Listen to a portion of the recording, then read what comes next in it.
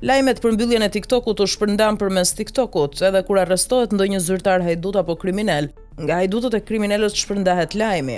Madje gjithandej debatohet në mediat e krimit se një prokuror i korruptuar e kriminal, pastaj një gjykatës kësaj e dënon të zënin në dëm. Por të rrim tek TikToku, edhe protesta e të rinjve kundër censurës së fjalës së lirë përmes platformës TikTok i mbushi ekranet me një realitet paralel. Na janë ngatëruar jo vetëm përdoruesit e TikTokut, por edhe analistët e bablokut e të Noc Rokut. Ata afër parave të pista edhe sot pas disa ditësh shqyejnë gurmazet se kryeministri ka të drejtë që e mbylli. Ata në cepin tjetër të interesit futen në TikTok dhe betohen se nuk është e vërtet kjo, se lajmi është i rrem. Si gjithë vendimet e tjera qeveritare në 12 vjet, se TikToku ka rritur trendin e përdorimit, zemërimit dhe mosbesimit tek qeverisja. Analistët dhe përdoruesit e TikTokut ngatërohen, interneti qeshet se si mediokriteti i qeverisë transmetohet si sukses, dhe suksesi i TikTokut si triumf mbi asgjën. Pra asgjë s'ka ndodhur përveç se u prodhua një lajm fals për të sfumuar skandalet prej vërteti.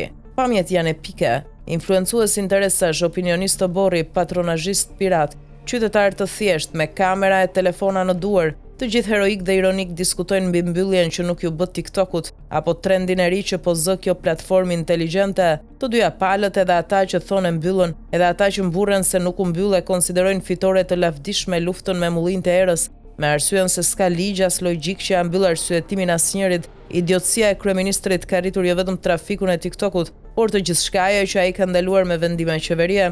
Pushtetarët kanë vjedhur miliona dollar, thuhet gjithandej në TikTok. Po, nga TikToku kryeministri bën deklarata solemne se ka një qeverisje që respekton ligjin, se ka mbyllur platformën, por vetëm bufat e knetës thonë të kundërtën. Katastrofa qeveritare është ndëruar në katastrofë virtuale.